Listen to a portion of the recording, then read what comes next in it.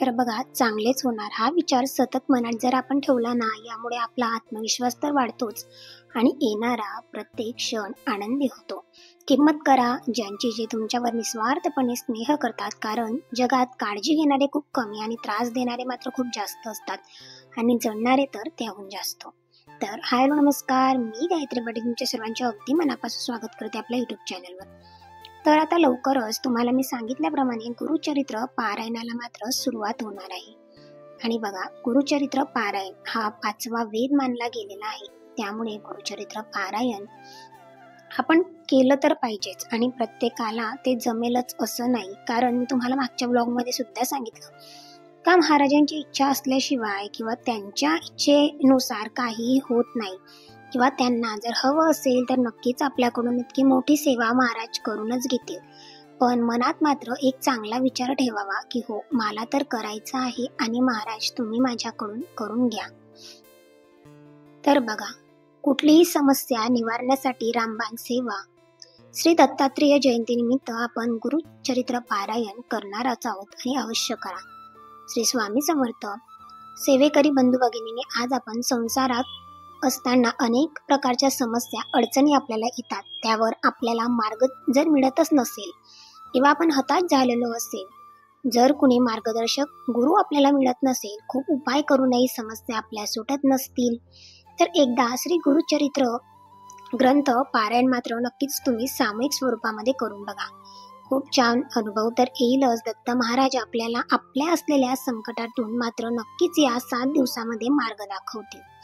बघा, आपण आपल्या मूळ कुलदेवी कुलदैवत यांना विसरलो, त्यांचा आशीर्वाद नाही मिळत, कुलदेवी खोपलेली आहे, पितृदोष आहे, त्रास होतोय, अनेक प्रकारचे शारीरिक मानसिक त्रास होत आहे, वास्तुदोष, भूमिदोष, वाईट शक्ती त्रास देता आहे, किंवा तुमच्या कुंडलीमध्ये शनी आहे, आपली काही चूक नसताना प्रारब्धवश काही त्रास होतो आहे, आपल्याला काहीच कळत नाही आहे, आपल्याला आपल्याच होणाऱ्या त्रासांवर जर मार्ग मिळत नसेल, एखादं उत्तर सापडत नसेल, तर यासारखं अपयश मात्र आपल्याला येत असतो.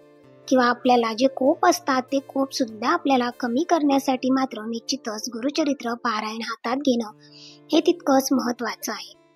अशा वेळेस आपण भोंदू लोकांचा आधार घेऊन आपली फसवणूक करून घेतोय. वाईट शुद्ध तंत्र विद्येकडे न वळता केंद्रात शक्य नसल्यास घरीच आपण श्री गुरुचरित्र पारायण अवश्य करू शकतो आणि श्री स्वामी समर्थ कृपेचा अनुभव सुद्धा आपण नक्कीच घेऊ शकतो. एकदा जर तुम्ही सामूहिक स्वरूपांमध्ये जर केंद्रामध्ये पारायण केलं, तर तुम्ही येणाऱ्या प्रत्येक 6 महिन्यामधून जे काही आपल्या केंद्रात पारायण होतं स्वामी पुण्यतिथी आणि दत्त जयंतीनिमित्त, तर तुम्ही सुद्धा या सामूहिक स्वरूपामध्ये इतके आनंदी व्हाल ना, आणि आतुरता असेल तुम्हाला येणाऱ्या प्रत्येक सणाची.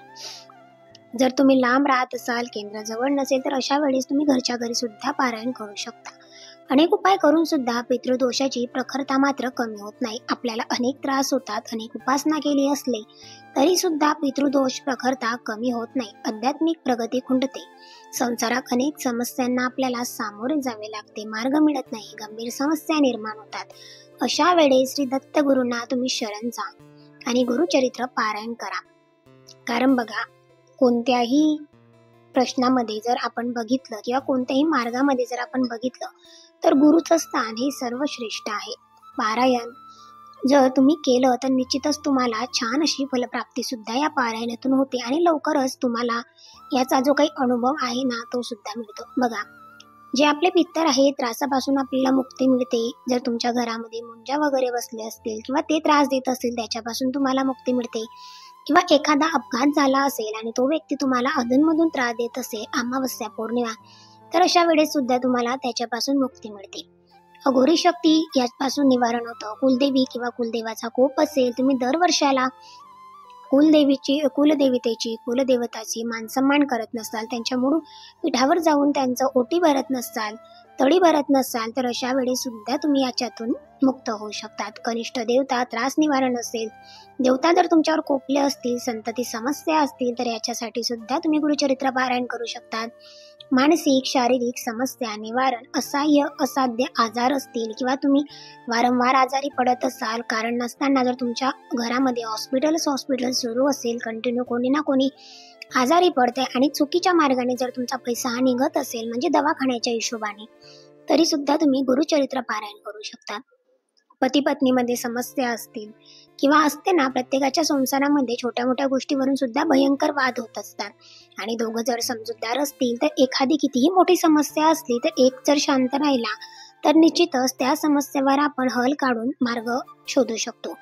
तर पती पत्नीचं प्रेम मिळून राहावं, त्यांचा संसार टिकून राहावा यासाठी सुद्धा तुम्ही घरामध्ये जर कटकट असेल, भांडणं होत असतील तर वादविवाद हे टाळण्यासाठी सुद्धा तुम्ही गुरुचरित्र पारायण करू शकता. किंवा एखादं तुम्ही कपल आहात किंवा तुमच्या घरामध्ये दुसऱ्यांमुळे किंवा तुमच्या स्वतःमुळे जर तुमचं म्हणजे डिवोर्स किंवा घटस्फोट सारख्या गोष्टी तुमच्या आयुष्यात घडत असतील तर निश्चितच तुम्ही गुरुचरित्र हा 5वा वेद वाजून सुद्धा तुम्ही यातून मुक्ती होऊ शकतात.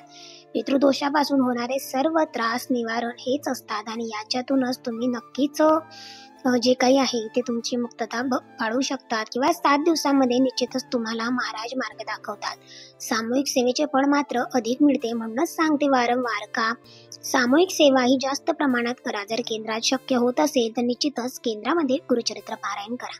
बघा, भक्तिमुक्ती परमार्थ जे जेवांची मणी आर्त त्वरित होय साध्वंत गुरुचरित्र ऐकता.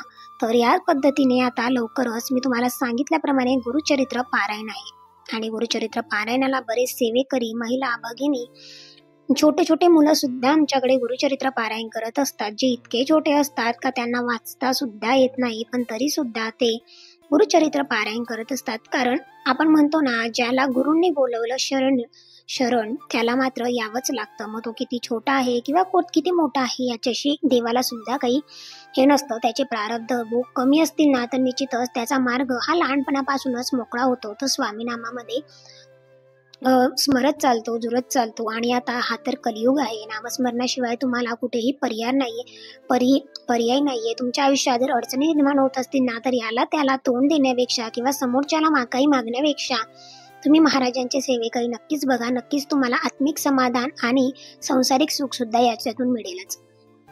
त्याचप्रमाणे आता गुरुचरित्र पारायणाला बरेच सेवेकरी बसणार आहेत. तर बऱ्याच सेवेकरींचा असा प्रश्न असतो का पारायणाला बसल्याच्या नंतर काय करावं किंवा काय करू नये. आणि काही लोक असे असतात का 2च्या 4 गोष्टी सांगतात आणि मग त्यांना खूप जास्त घाबरवलं जातं आणि त्यांना बऱ्याचशा गोष्टी या माहिती नसतात. म्हणून हा ब्लॉग जर प्रत्येकापर्यंत पोहोचला किंवा प्रत्येकाने बघितला तर निश्चितच ज्यांना अगदी साध्या सोप्या पद्धतीने गुरुचरित्र पारायण करायचं आहे ते सुद्धा करू शकतात. आणि ही जी काही माहिती सांगते आहे ना, हे केंद्रातलेच नियम आहे, म्हणून तुम्ही सुद्धा ऐका.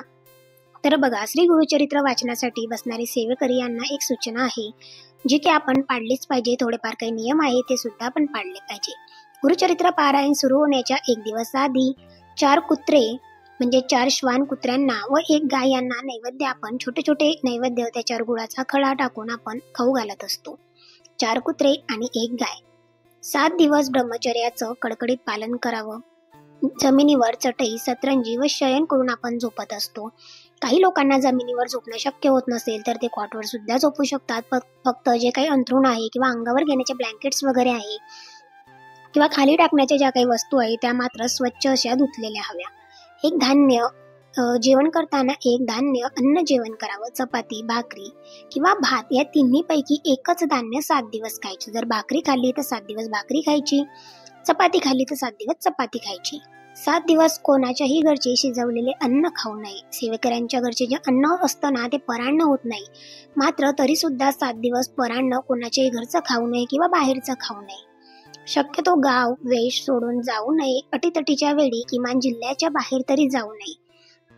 इमर्जन्सीमध्ये कोणी मृत पावलं असेल एकदमच जवळचं तर त्याला नाईलाज असतो, पण दूरचं असेल तर शक्यतो 7 दिवस टाळावं. 7 दिवस शुभ बोला. कोणाविषयी द्वेष ठेवू नका. तसेच आयुष्यात पुढे पण असंच राहण्याचा प्रयत्न करा आणि महाराजांना सुद्धा तेच सांगा. गर्भवती स्त्री पारायणाला बसू शकते, पण शास्त्र असं म्हणते की 7व्या महिन्याच्या पुढे गरोदर स्त्रीला जास्त काळ बसणं शक्य होत नाही किंवा तिने जास्त काळ बैठक करू नये. त्यामुळे इतर सेवेमध्ये जास्तीत जास्त भाग घ्यावा. ज्यांना शक्य असेल त्यांना पारायणाला बसण्यास काही हरकत नाही किंवा खाली बसणं शक्य होत नसेल तर तुम्ही चेअरवर सुद्धा बसू शकता. कांदा, लसूण वगैरे जास्त प्रमाणात खाऊ नये. विज्ञान सांगते की शरीराची उष्णता वाढल्यास आपणास त्रास सुद्धा होऊ शकतो.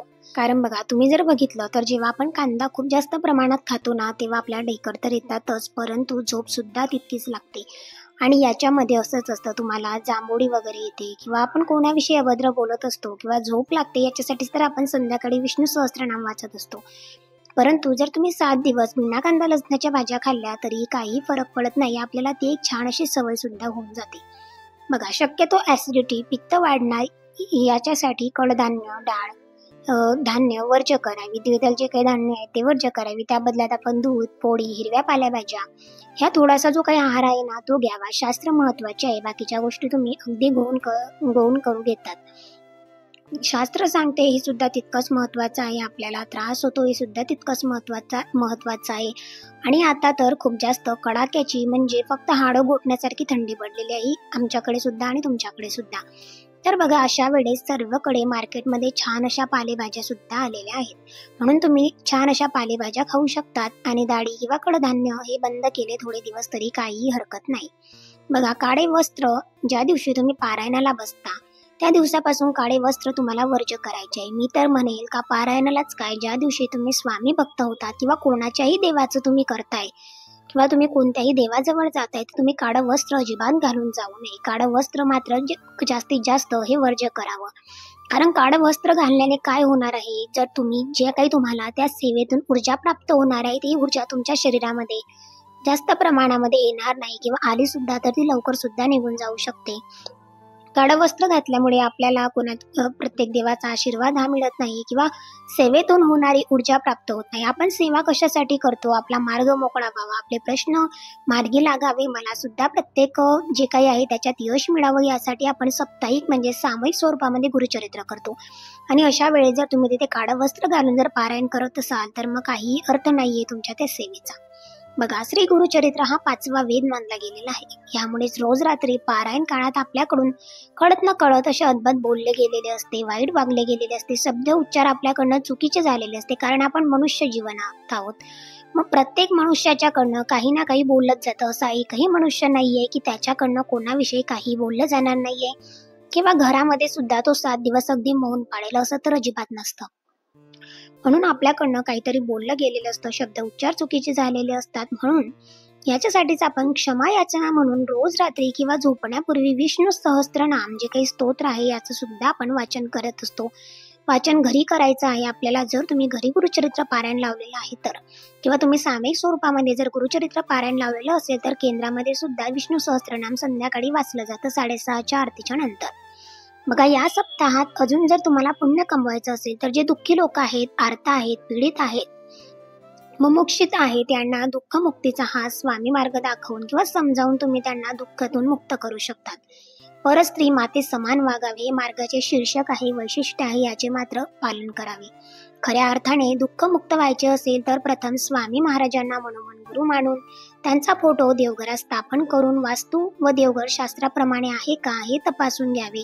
पितृऋण आहे का समजून घ्यावे. कुलाचार कुलधर्म पालन होतो आहे का, कुलदेवतेची उपासना होते आहे का, या गोष्टी केंद्रात समक्ष संबंधित सेवेकरी यांना भेटून आपण तपासून घ्याव्या, त्यांच्याकडून विचाराव्या. आयुष्यातील बऱ्याच अडचणी कमी होतात तेव्हा परिसराचा सहवास स्वीकारून आपल्या आयुष्याचे खरे सोने आपण करून घ्यायचे असते. तर श्री गुरुचरित्र ग्रंथामध्ये सुरुवातीस पारायण नियम दिलेले आहे, ते मात्र तुम्ही अवश्य वाचून घ्यावे. सो ब्लॉग कसा वाटला नक्की कमेंट्स करून सांगा. श्री स्वामी